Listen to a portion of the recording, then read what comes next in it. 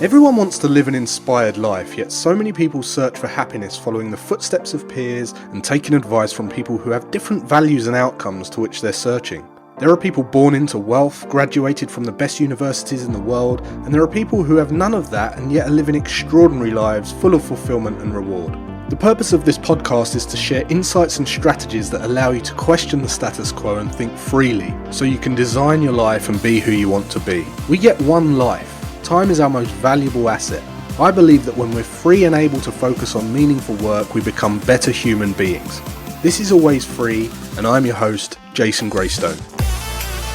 Welcome to the leading podcast for financial empowerment and wealth creation. Subscribe to this podcast so you don't miss an episode. You can connect with Jason on social media and subscribe to the Jason Graystone YouTube channel for weekly videos. Don't forget to also subscribe to the weekly newsletter to receive frequent educational content and action steps to help you design your life so you can be who you want to be.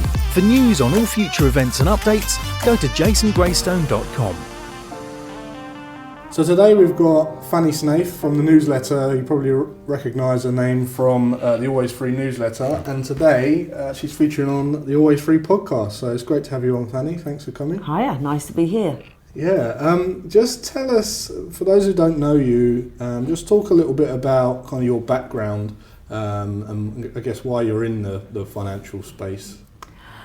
I am in the financial space, but as a money coach and not working in financial services, and I'm really very proud of that. And I'm in the financial space because I've always enjoyed money, really, or money's always been a very important part of my life. I watched my mum fritter, lose a big inheritance when I was a little girl. Yeah. And where I was born into a wealthy family, a very wealthy family, it was pretty miserable because mum had husbands that were sort of spending it for her. I then went off to a posh boarding school and became the pauper, which was really interesting. So all of a sudden I thought I was really wealthy, but I was really poor. And then my second stepfather decided to give away all my mum's money because he was blackmailed. Wow. So I had to come out of boarding school very quickly and into the local comprehensive, where they all thought I was the rich kid. But actually I was really poor. So I've had this big... A bit like Instagram, yeah. Well, it's this big swing of, happy rich, happy poor, unhappy rich, unhappy poor. I've sort of done everything. But I do remember that when my stepfather gave away all our money to a blackmailer, I decided then that I would never be beholden to anybody for money and that I would become a millionaire.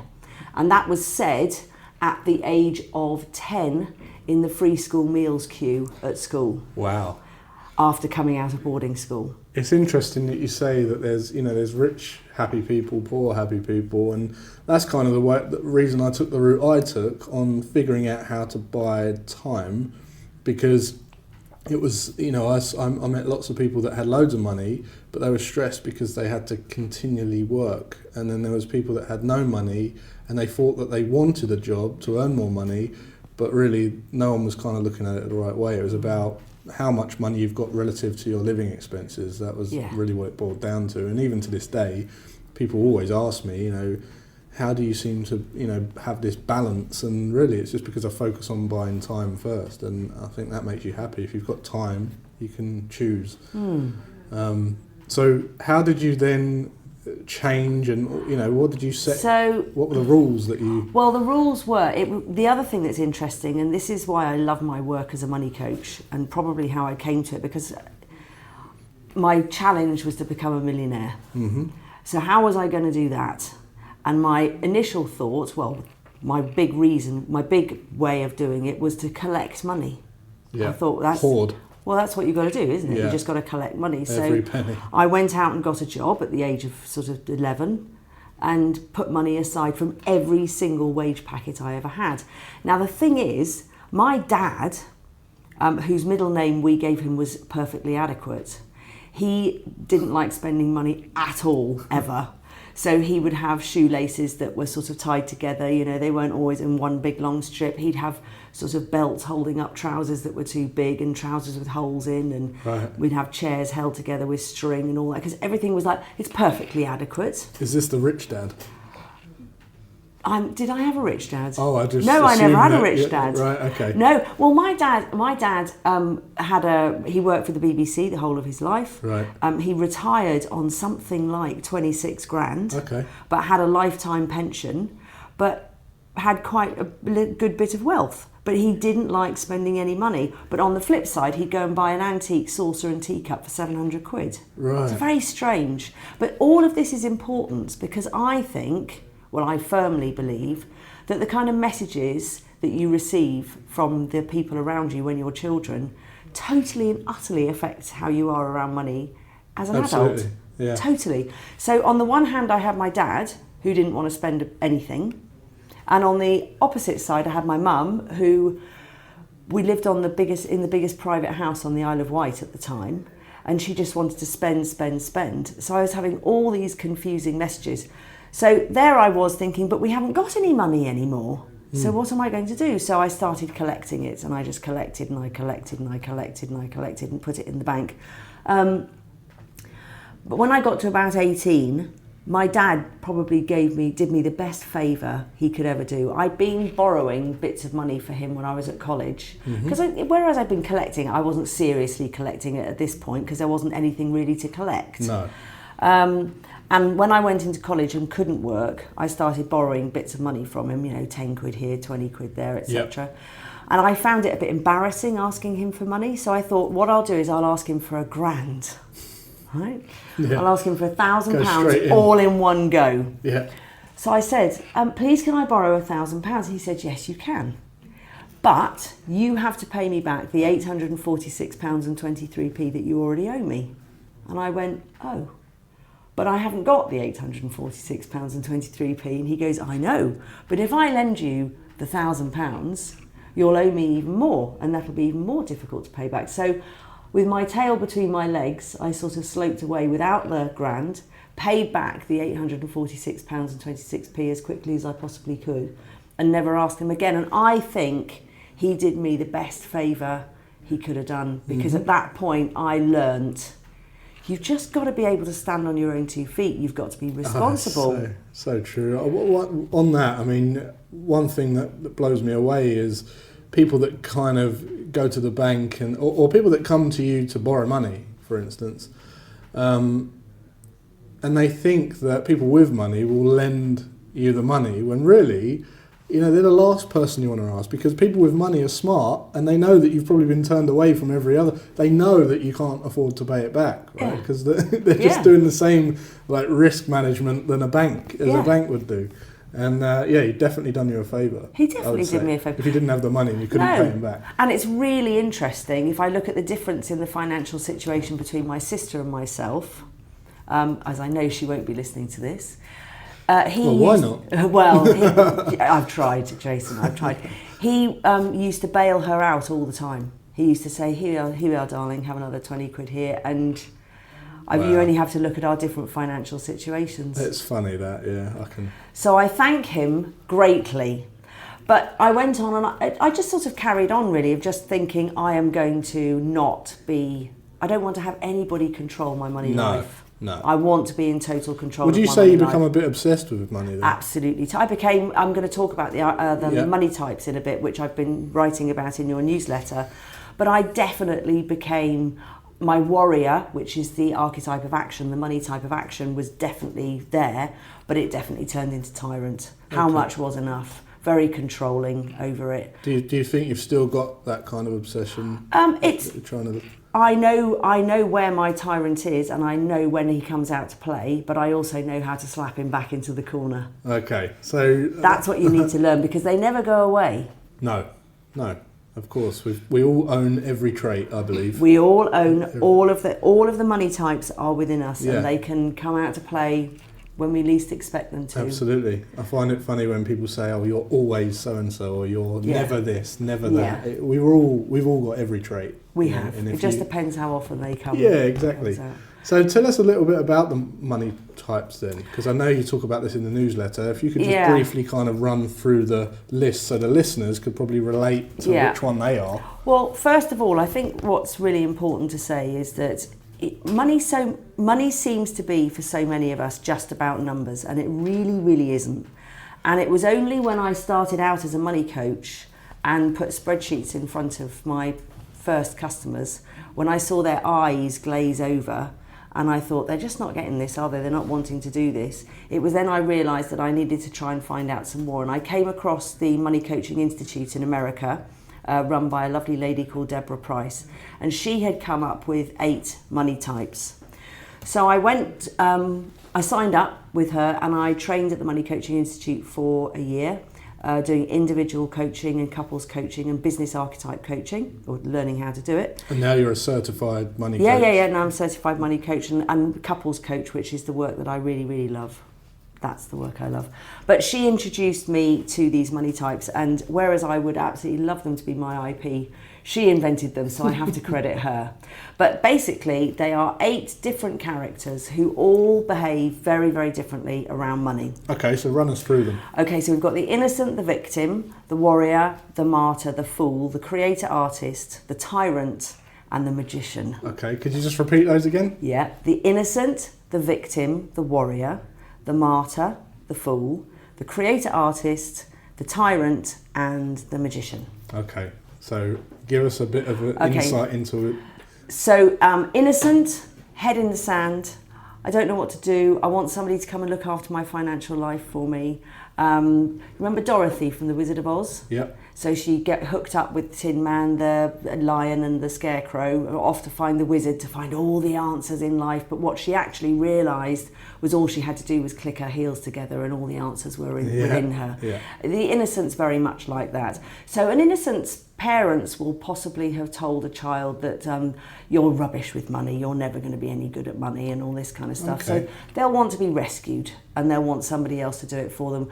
Or if things get tough, it's much easier to put their unopened bank statement in the drawer rather than open it up and face it. Yep, got it. I know a few of those. Yeah. But remember, the archetypes are where we are, not who we are. Okay. So I've met people who have had their innocent very much out to play, but through coaching with me, I have helped them to bring their warrior to the fore and their magician to the fore and put the innocent back in the... If you think about it like driving a car, we want the warrior to be driving the car because he's the money type of action, we'll do that in a minute, and the magician to be on his side, and the rest of them we want them in the boot, basically. Okay, so tell us about the rest of them. So the victim. Yep. Well, the victim is the one who's tried everything, done everything, nothing ever works, it's never my fault, you know, it's always a nightmare. Chances are the victim has actually had a lot of pain in their lives and they have actually probably been through a hard time. But the key to putting the victim back in the boot is to just process that pain, to actually go through what happened, say, yep, it happened, and to move on. Right. But the victim, you know, loves to live in his story. It's quite an exciting story, probably more exciting than the story they're living in now. So it's, you know, I mean, by me telling my story and going, my mum was married 3 times by the time I was in, it's all really awful, and I was born rich and then I was poor. I could play on that, but that isn't really going to do me any good. No. So we need to process that, which I believe that I've done, and then we move on. Got it. So that's the victim. And what's the next one? The warrior. The warrior. Yeah, the archetype of action. So we have children, and we look to our parents, hopefully, to try and teach us about finances. And I don't know, you might be doing it with Harrison now, about teaching him your trade and teaching him about money. Well, Harrison's here today. And Harrison's here today. Hello, Harrison. Hello. But the warrior will very likely have been taught about money by their parents. You know, father might have been into the markets or whatever and taught them about income tax and earning and, you know, stocks and shares, etc. But the warrior will have picked up on that and thought, right, where am I going to go? So my warrior very much came out when I was 10 and I decided that I was going to be a millionaire and not be beholden to anybody for money. I was taking action all the time. I was monitoring my money. I remember when I was travelling around Australia and I earned a lot of money, and then I did a trip part, and I would count my money every day and divide it by the number of days I had left. Yep.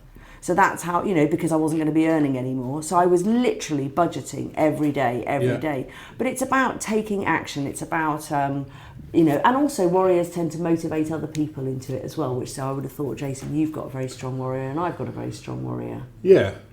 Okay. So would you say I'm a warrior? I would say you're a warrior. The warriors have to be a little bit careful sometimes that you don't go into over-warrior in the fact that you think you sort of know everything and you think you can sort everything out on your own. You've still got to be able to look at people and see them as helpers rather than go and slice their heads off. So still have a bit of vulnerability about you. Definitely. Yeah, I've definitely got that. Definitely. Okay, so what's the next? What's after the warrior? The martyr. The martyr. I enjoyed reading about the martyr. We love the martyr. The archetype of service, who is constantly looking after everybody else but themselves. I think I told the story of Sally, wasn't it, who was the multi-level marketer, who thought it was best that when she met these victims, she'd come across a victim. Victims and martyrs go well together. Oh, have you had a really bad time? Yeah. Let me try. I can sort out a business for you. You start selling this and it's all going to be wonderful. But the martyr is constantly looking after everybody else but themselves. So extremely altruistic, has got no, completely looking out for other people and then ends up disempowered because he's got nothing. Ends up disempowered, ends up disappointed, ends up resentful. Yep. Ooh, nice and bitter. Yep. Yeah. Not very helpful when it comes to money, really. No. Okay. So the martyr's not great. And then we have the fool. I love the fool. We've all got to have a bit of fool in us, because if we don't have any fool, we won't have any risk. Yeah, this is an entrepreneur kind of... It is, but in the positive side, the fool is Richard Branson. Yeah. On the negative side, the fool is leaping for every deal, shirt off his back, borrowing money, chasing shiny objects, chasing shiny objects, borrowing on deals that he has absolutely no idea how they're going to play out. You could have a trader without any back testing, 10 grand in the bank, no stop loss, 10 grand on, let's give it one go. Woohoo, let's have fun. Yeah, so that's your fool. Okay. Creator artist is the next one. We need a little bit of creator artist because it's the creativity, but have you ever come across those sort of tree huggers? They might say, I've got a really, really good business, but I'm giving away 6-month trial for free. Yeah. And I don't really need to earn any money. That's a classic of the creator artist. Money's not really important to me. Yeah. I don't really need any money. No. It's not important to me. Yeah. However, they are the ones that tend to be most conflicted, because they sort of look at that lovely Apple laptop that you've got and go, I'd quite like one of those, but actually money's not important to them, so they're never going to get enough money. They set up a conflict in their own head that they can't have the things that they want. That's it. So they get really conflicted, and it's a lot of the, it's really interesting when people come to coach with me, and people who come to work with me generally they might have a bit of debt, but they have wealth. By session 3, most creator artists will ask me the question, am I normal?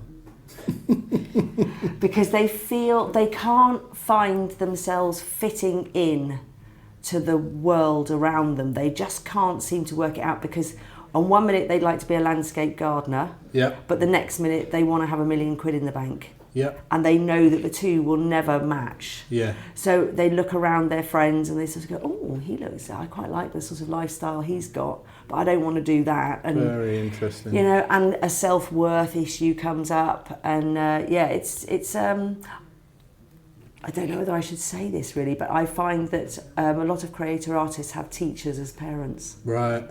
Really? That's really School interesting. teachers as parents. That's been my experience so far. Wow. Very interesting. So if you're listening to this, and that's not to say that every teacher's child is a creator artist, but it's been quite interesting that they've been teachers of some sort. So what's the next one? What is the next one? Oh, the tyrant. The tyrant. I work with quite a lot of tyrants. I'm sure. Yeah. Which is interesting because... Are you a tyrant? I have a tyrant side. Yeah. I have a tyrant side when I can become a bit controlling. But you see, also a martyr can be controlling as well. Yeah. So, but I have recognised the tyrant in myself. Never enoughness is typical tyrant. Never enoughness. Never right. enoughness. That's Nothing the primary trait of a tyrant. Never enoughness. You want to be like me? Look at me, aren't I fantastic? I've got loads of money. Oh wow. Come and join my team. You're just jealous of me, aren't you? But actually, they're the people with the biggest insecurities, really. Wow. Yeah. Underneath, and their biggest thing is fear of being alone. Right. So they will, buy situations, buy friends. It's a really tricky one. Wow. And I have found as well, so people who have inherited quite a bit of wealth, they tend to go either way. They can go into tyrants, which is a way of masking their lack of trust around who's my friend, who's not my friend. Or they can go the other way and go right into creator artist. Right. And say, I don't know, where the hell do I fit in this world? I've got this money, but actually I'd really like to be a landscape gardener. Yeah. Whatever. I pick a landscape gardener. There can be some very wealthy landscape gardeners. So I just think you can be wealthy if you if you understand what it is that really drives you and you go after it. That you'll earn loads of money, doing whatever you want to do. So you're talking about the magician, conveniently, which is the money type that we would all love to be. Yeah. With the warrior by our side and the creator artist in the back seat and the others in the boot. But the magician is the money type of faith, trust and balance. So the magician very likely will have lived through parts of all the other archetypes. Yeah. So they've learned lots and lots of life lessons. So they've wanted to put their head in the sand and they've looked a warrior and they haven't. They've probably done some really few dumb deals like the Fool. Fools make brilliant magicians and warriors when they are taught when how they've to been polished up. When they've been polished up, yeah. So they've seen, they can see the tyrant for who it is and just go, look, just be yourself and stop trying to impress everybody and work out when enough is enough. Yeah. So it's all about the balance, and I think that so many people now, when we're talking about personal development and we're talking about where we want to be in life. So if we talk about ego, right? So we say when we're born, we've got a clean hard drive, right? Mm-hmm. And then as soon as we start putting information into it, we start developing our personality, and our personality is basically our ego. And we can be in just as much under ego as we are over ego. So tyrant is going to be very much in over ego. But you can also have, I don't like looking at myself in the mirror, I don't like myself, I hate myself. That's under ego. Mm-hmm. What we are all striving for, I believe, is the balanced eye. Is the balanced eye. So the all-seeing eye, enlightenment. However, we must also know that to be able to stay in such a straight line, the balanced eye, is impossible. So we have to recognise that when we're going to stray from the balance, either under or over, but then be able to be with it enough to bring ourselves back on track. Yep. So for me, mastery, if you like, or staying within that balance is about being able to identify when you're out of oscillation as quickly as possible. The quicker you can do it and the quicker you can neutralise a fear or anything, that's how you stay balanced, and the quicker you can do that, the quicker you can be enlightened, if you like. Yeah. Not saying I'm enlightened by any means, but I hope to be one day. Well, aren't we all a bit? I think we are a bit enlightened, aren't we? In our journeys, we're very lucky people. There's still a lot of chaos in my life, believe that. But the thing is, don't you think there probably always will be? Yeah, of course, but it's how you kind of approach and deal with the situations. It is, but even Buddhist monks who sit there meditating all day, I think they still have some chaos in their lives. It's just how we deal with it, isn't it? Yeah. I think it's just how we deal with it. So when you was talking about, you say that you're losing the obsession with money and that the unhealthy obsession with money that you had, where you was kind of hoarding money. I always get, people always come to me and talk about being a millionaire, and they want to be a millionaire, and they've got it fixated in their head because there's Forbes rich lists and everything seems to be measured on net worth and all the rest of it. Are you a millionaire now, firstly? My net worth is above $1 million, right. Yes. So tell me, what happened the day that happened? Nothing. It was hilarious. By the way, I married a man who's completely detached from money. Yeah. So he has no interest in money. I probably chose him for that purpose. And that was when my tyrant came out, because he's plumber heating engineer, and I decided that he was going to have a much more successful business than he had. Right. Yeah. So you projected onto him. I completely projected onto fantasies. him my fantasies about how we were going to have a really successful plumbing and heating business. All he wanted to do was go and earn money and then go travelling. I came and really put the kibosh on that. But so the day that on my little spreadsheet of net worth, when the seventh figure appeared, I turned to him and I went, Neil, we've done it.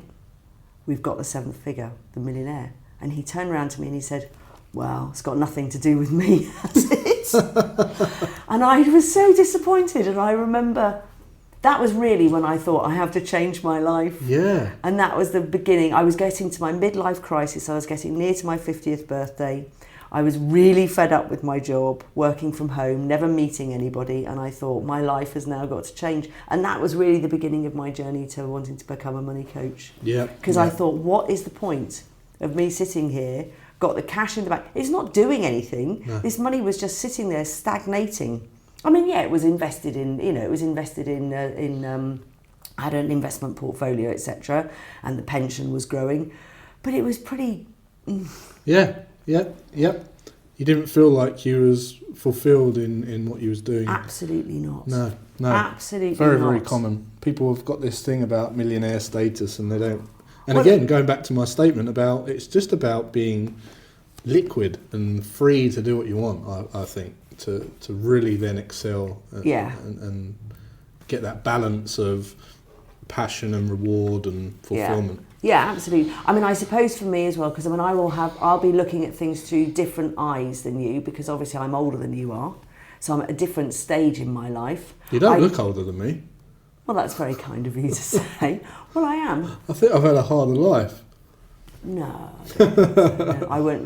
I'm not prepared to give over my secrets of how to look. It's not recordable. Anyway, the thing is, I'm at a different stage in my life now. And I look at things slightly differently, and I know for one thing I could look backwards and I could have some regrets, but I'm not going to do that. And I encourage people who come to work with me of a similar age to not do the same, because there are so many things. There has never been better opportunities out there to grow wealth. This is true. From wherever you are, whatever job you have, with whatever education you have, because everything is available to you on the internet. All you need is motivation, drive, mindset, whatever. My newsletter. And your newsletter. And I love your newsletter. I know. You're a contributor to the newsletter. I know, but it's a fantastic newsletter. It's a really good newsletter.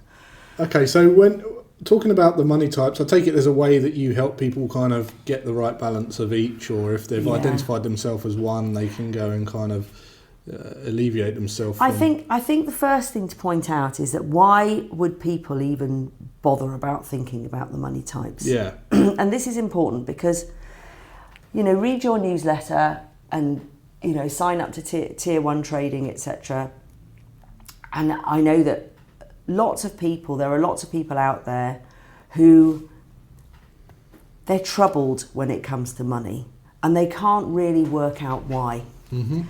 So you might have let's say for instance, you might have a financial advisor. I'm going for an extreme now, right? You've got a financial advisor who 17, 18 years old, wanted to, be a financial advisor and went and learned all the tricks of the trade. That has absolutely no correlation with how good he is with his own personal money, right? Because the thing is, he still had the same messages from his parents and will still have the same beliefs that any one of us could have. And just because he's learned about investing other people's money, and actually, back in the day, the bosses used to say to the financial advisors, well, you've earned £1,000, go and spend £3,000. Because there's plenty more where that's coming from. That's a big strategy in sales. Exactly. In hard sales. Yeah.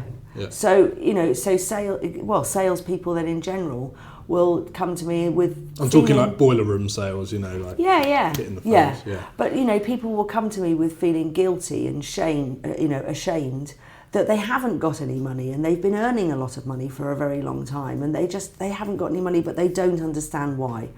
So the next step is to work out why and look back at their history, find out who mum and dad were or their carers were, look at their money story. I know it's sort of quite a trendy thing to talk about money story, but I spend a lot of time with people on their money story. Mm-hmm. It's not just a quick exercise. And we go through the money story, and I'm sitting there looking for messages that they received, beliefs that they received, but I'm looking for patterns, subconscious patterns. And once we've got those patterns, it's still sometimes quite difficult for my coachee to see what's going on, and that's when I bring the money types in. Because the money types are a fantastic way of taking something, externalizing a problem. Yeah. So you go, right, so do you look what you just did there. Do you see that was tyrant? And they look at me and they sort of go, sort of. So I go, well, hang on a minute, let's just look at this. And what we do is we take the behaviour and we pin it on the tyrant. We blame it on somebody else. Yeah. And they can then look at that problem in outside of themselves. We can then use all the tips and tricks to try and counteract it. We've got various different exercises to go through, and then they go, now I see what's going on. And then we can bring it back and internalise it with new steps on how to recognise that behaviour in the future and how to fix it as you're going along. Excellent. And what's the kind of result that they get from working with you? What's the ultimate? Confidence around money is the big one. Confidence, empowerment, drive, just knowledge as well, obviously, because once they've realised that they don't have to feel miserable and fearful and guilty and ashamed. I call it fags, addicted to fags. Fear, anger, guilt and shame. They're the four that come up. So they can quit the fags and work on wealth. Quite Great like start. that. That sounded quite good. Quit the fags and work on wealth. So, just to kind of start wrapping things up then, what is if someone was listening to this and they're in a real crap state with money, what would be your number one piece of advice to start getting control and accumulating? What would you do first if you really had, you was really struggling, or you kind of had no plan? If you've got no plan, the first thing I would think about is what do you want out of life? Try and find a purpose and try and find a why. And it's not really just good enough to say, I don't want to feel like this. Don't think about what you don't want, think about what you do want. So is it that you want to clear all your debts? Is it that you want to feel more confident about money? Is it that you want to buy a house? And once you've got a little inkling, a little piece of sunshine that you can look at, something that you want, it's then working out how you're going to get there. And if it's your mindset and the way that you're feeling around money that is stopping you, i.e. you're telling you, well, I'm never going to earn enough money to do that, that's a belief. Or you're not managing your money at all. Why aren't you managing your money? Because you're fearful about looking at it. Try and work out what the hurdle is, what the barrier is to you actually moving closer to that point. And that's the first thing to fix. I mean, some of the people that talk to me, who ring me, thinking that they've got fears and beliefs, etc., when I actually spend half an hour with them, it's literally, if I can just introduce them to an app like Money Dashboard, they're off. And they don't need money coaching. So it could simply just be knowledge. But if you really are having those feelings around money that you can't do it, or it's never going to happen to you, or you feel that you should never be wealthy, or you're not quite sure which world you fit in, you could go and take the money type quiz on my website as a start, but just try and focus, think inside the box and work out what the hurdle is that's stopping you, and start addressing that. And what kind of action would you recommend that they take once they've, to physically start building up some cash? Start tracking their money. It's got to be tracking first of all. If you're bleeding. Not doing anything, you've got to stop the bleeding. Yeah. It's a simple sum. If you're spending more than you earn, it's not going to work. No.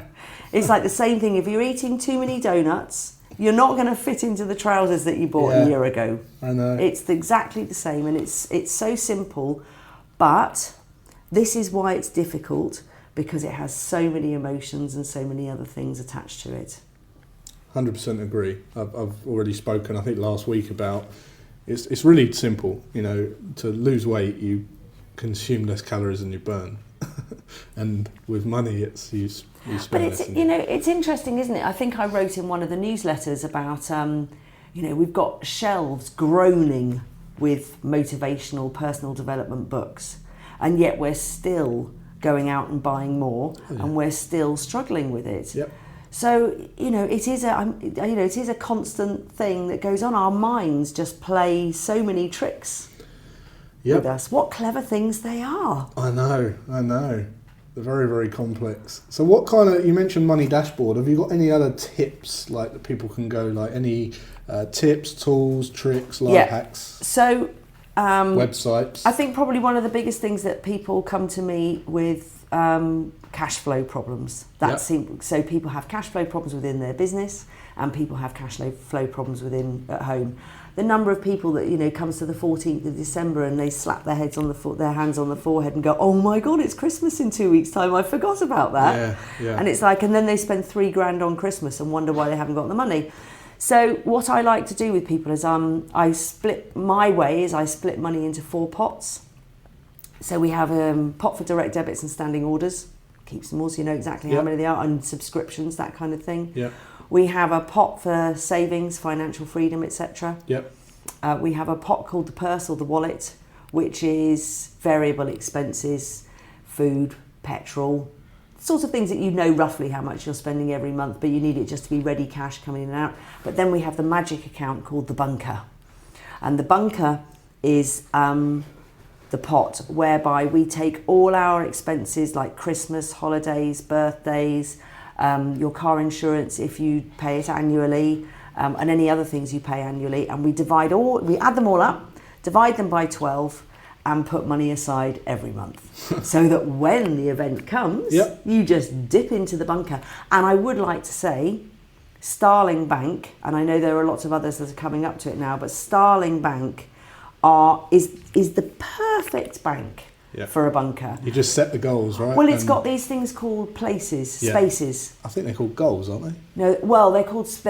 You can have up to as many spaces as you want. Yeah, it's great. I've set them all up. But there's spaces, and then you just put money in the different spaces, and you can see money coming in and going out, because that was the difficulty of trying to run the bunker. But Starling do it very well. I think even Monzo are doing it now. Monzo do the same thing. Yeah. So it's happening. It's for once, banking's going in the right direction. I know. For once. And with Starling Bank, you open the bank, you can open multiple business accounts if you want, and within 2 days max, you've got the cards, you've got them on your Apple Wallet. You don't even need the cards anymore. No. It's just seamless. Yeah. Although I would also say that it is proven that people spend more on cards than they do with cash. Yeah, because it's not real. So exactly. And with contactless, it's even worse. Yeah.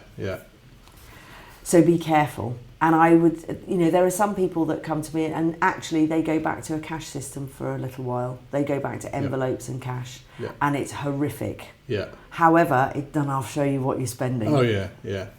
So what about, is there any other tools, like you mentioned Money Dashboard? Money Dashboard I'm a big fan of. I use an app called, very creatively, it's called Spending Tracker. Okay. To track cash. Yep. The links for all these will be in the description of this podcast. Yeah, it's got a picture of a little brown wallet. So just tracking cash, because if you use cash a lot, that's the thing that can disappear. Yeah. You've taken 500 quid cash out. Oh yeah, but I've kept all my budgets. Yeah, but where's the 500 quid for the cash gone? Yeah. One thing I would say about Money Dashboard, because couples coaching is my favourite, the work I really love. Money Dashboard's brilliant for transparency between couples. Right. So because you can set it up and you can both log in. Yeah. And because it's obviously you can't actually make any transactions there. No, so it's secure. It's secure. It's it's completely transparent, and it's what tends to happen with couples is you'll have one person doing the finances and the other one not doing so much. Yeah, unless So you're a you- power couple. Unless you're unless you're a power couple, but people don't tend to come to me for power couples. But No. I'll usually have warrior turned into tyrant, Yeah. or martyr. Victim. Well, who's going to do it if I don't do it? And then an innocent who will then turn into a victim, because Yeah. it's like, oh no, it's always he always does it, and it's like, whatever. Yeah. So Money Dashboard's brilliant with that, because the person who wants to put their head in the sand or doesn't feel they can do it, they can sit quietly Yeah. and watch and learn by themselves, Yeah, and it triggers good new behaviour, nice new things definitely. on the third money story that they have between them. Really cool. Okay, well, thanks for coming on, Fanny. Just Pleasure. before we go, how can everyone reach you? I know if they've read the newsletter, they know, but just let us know where they can find you. Oh yeah, sure. So you can find me on LinkedIn, Fanny Snaith. Just there's not many of me about. I'm lucky I've got one of those names that there aren't many of us. I'm on Facebook. I've got a Certified Money Coach Facebook there. I've also got a private group, closed group on Facebook right. called the Okay. Money Mastery Club. Yep. And I run challenges and all that sort of thing. It's a closed group for people who really want to change their finances, Yeah, their I'm in financial there, aren't I? situation. Oh yeah, You are, aren't did the buffer and the I did the spring challenge. the spring challenge. That's all up on YouTube now.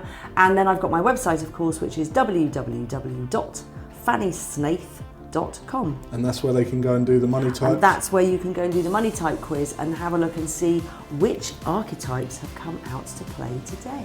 Really good. Well, thanks for coming on, Fanny. Pleasure. And until next week, guys, have a great rest of your day and weekend, and I'll see you then.